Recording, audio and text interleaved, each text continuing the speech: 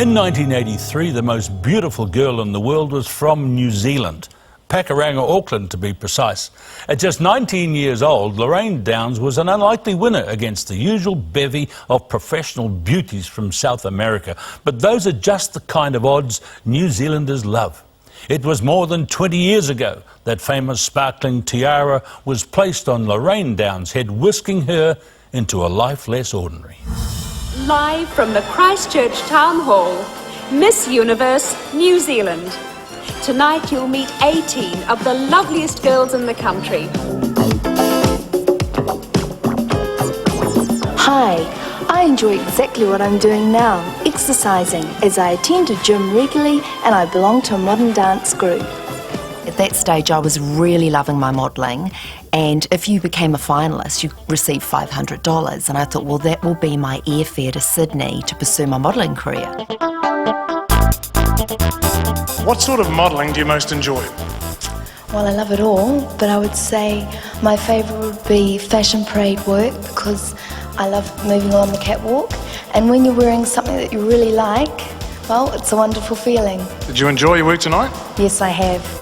I can remember it got down to the final three and they said in the third place goes to such and such, and I thought, oh, that's not me. They didn't say my name. And I remember thinking, oh, I'm not going to place, I'm not going to get anywhere. And of course, yeah, I won it. Congratulations, Lorraine. Hey. The lead up to the competition, again, Television New Zealand, they were in charge of organising my ball gown and my national costume. Hello everyone, I'm Lorraine Downs and I'm happy to wish you greetings from New Zealand. Tom Parkinson, he worked with me, he was brilliant. He said, you are going to have to walk down 12 flights of stairs in your swimsuit and in your evening gown without looking down. And so I would go into Television New Zealand in the weekends and he'd have me out in the exit going up and down the stairs practising in high heel shoes. He also warned me about the Latin contestants, and I'm forever grateful for that because I, hopped on the plane with my 4 outfits to wear for a month, which I had to rotate. He said, Lorraine, I'm going to tell you now, these Latin contestants, they will arrive and they will have an entourage. I don't want you to be in any way put off by that. And I'm really pleased that he did tell me that, because I had my 4 little cocktail dresses when night after night these Latin girls came out looking amazing. We're meeting Miss South Africa, Leanne Husking. I was rooming with Miss South Africa. Her and I just became so close. But I can remember after the flight, I slept for like 14 hours. And I overheard her saying, yeah, she's very beautiful, but too short. 19-year-old Lorraine weighs 124 pounds and is 5 feet 8.5 inches tall. We were there for a month, and every day we would rehearse, but every night we were taken out to a different function. We would be out till midnight, and then we would have to be up at 6 o'clock the next morning to prepare for rehearsals. And so that schedule was grueling. I think that they do it on purpose because it sorts out the girls who are going to handle, if they do win, what's going to be the next thing that's going to happen to them. Miss USA, who was my runner-up, just before the judge's interview, we'd been all sitting around in a lunch break, and I just said, this has really been hard work. I said, whoever wins Miss Universe, she's got a really hard year ahead of her. And of course, Julie pipes up and says to me, you know what, Lorraine, I think if you feel like that, you should really make sure you tell the judges that. Well, New Zealand is a beautiful country. It's a very natural green country, and if you like the easy outdoor life, then you like New Zealand. So I made the top 12, and I was thrilled with that. I was happy with that.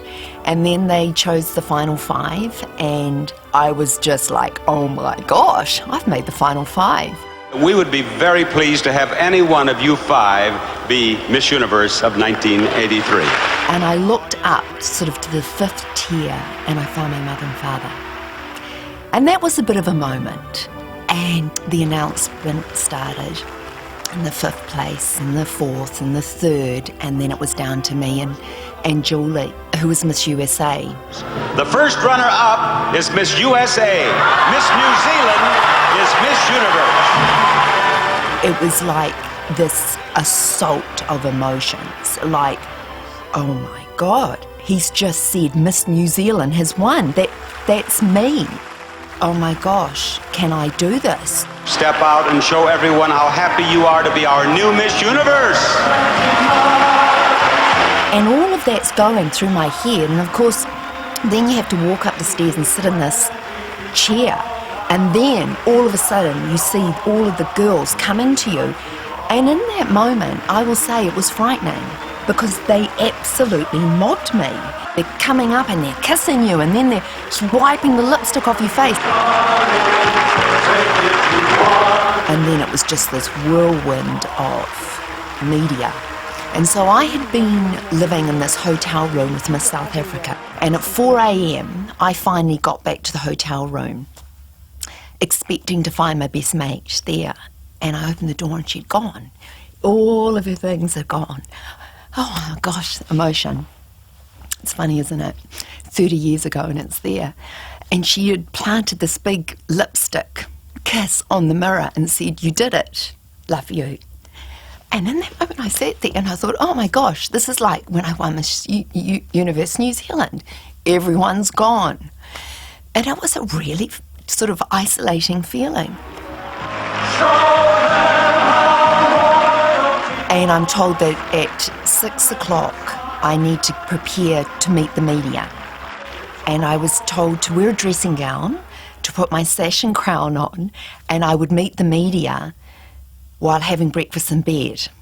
And then the doors were flung open and 60 media came in, and that was my first press conference. I didn't even have a dressing gown. I had to borrow my mother's dressing gown. I mean, it was the beginning, and my life did change. To a lot of people, Miss Universe, it does look really glamorous, but it's damn hard work. The Universe Corporation, it's a corporation. I have a job, I signed a contract, and so for 375 days I was contracted to them to work for them. So I would fly to a country and I would arrive, I would get off the plane wearing my sash and crown, bizarre, to greet the media, and then I would start working for the sponsor. Having to be on all the time, and like then going back to your hotel room, getting ready for the dinner, arriving at the dinner, everybody wants to meet Miss Universe, and then on all the time, even if inside you're feeling so tired and all you want to do is sleep. There was that pressure. So I would do in-store promotions, as well as doing charity work, visiting hospitals, orphanages. These kids here, this is the cancer ward, and it was times like that when I would have really realised how lucky I was and how lucky we all are. I saw the world in the year, and it was the most incredible education I could have ever received. I grew up a hell of a lot, and when you look at the photographs of me winning and then me finishing the year, it's two different women. I mean, when you're put in a situation like that where you have to grow up very fast and have to cope with so much, you do become, I suppose, stronger. When I entered the competition in the 80s, it was very much the thing to do. Everybody watched beauty pageants, and if you wanted to be a model, it was a pathway to go along. All of those girls were beautiful, but they choose a girl who's going to represent the Miss Universe, and for that you're doing a job. And that's what a lot of people don't understand. You know, it's a fantasy. It is a fantasy because there's no such thing as the most beautiful girl in the world. It doesn't exist. Today, there's so many more pathways for young women to shine. So in a way, beauty competitions to me are outdated in the respect that there's so many other fields that women can shine. You know, and beauty isn't just necessarily a physical. Beauty comes out in many different ways, and we now know that. Thank you for joining us for our look back at some special moments in our shared history. Join us again soon for another look at some fascinating archive and personal insights from those who can say, "I was there."